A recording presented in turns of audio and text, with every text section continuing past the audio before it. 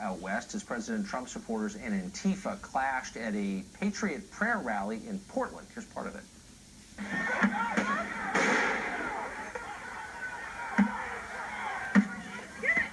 No!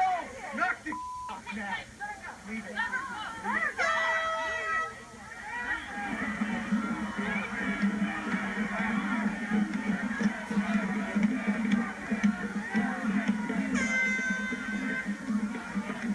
A couple cops were injured, by the way, by those people in masks. Victor Davis Hanson is a senior fellow at the Hoover Institution and a professor at Cal State University Fresno, and he joins us tonight.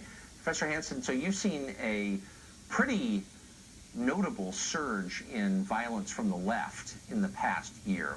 Is it organic? Or is there a point to it?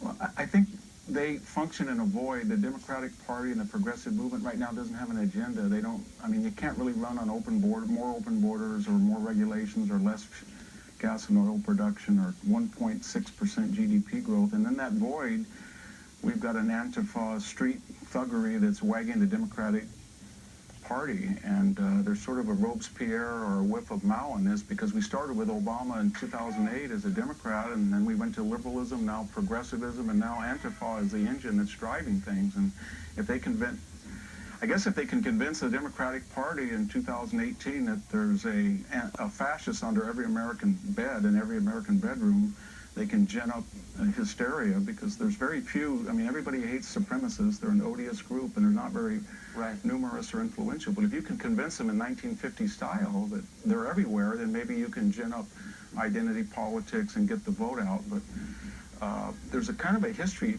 to this, Tucker, in the sense that we can condemn Noriega or Pinochet, but when we get into Hugo Chavez on the left, or we get into Castro or Che, and especially Stalin and Mao, the two greatest mass murderers of the 20th century, then we say, well, you know what? They broke a few eggs to make an omelet, or they had to use certain means because their exalted ends of equality were so much better than the alternative. So we haven't had that progressive condemnation of violence, and we're seeing that the fruits of that with Antifa.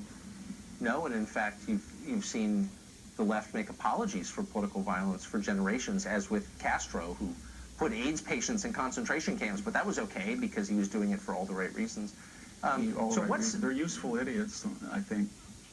What's the end game here, though? I mean, if this is accelerating, the end game is to cause such disruption and chaos that in lieu of an agenda, because they don't have an alternate agenda that's going to appeal to the blue wall states, they can say, people are dying in Chicago, or you're not getting enough support because there's Confederate statues in Charlottesville.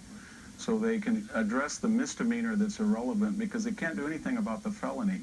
And they want to they want to convince the American people that the greatest issue facing us is not 1.6 economic growth under Obama, or joblessness, or North Korea, but it's a Klansman or a white supremacist everywhere, and they're not there. So that now they're turning on anti-Sharia demonstrators. And think of that logic.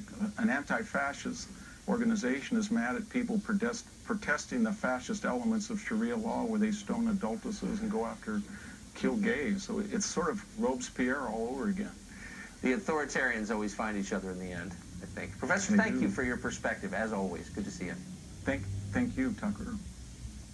Well, another storm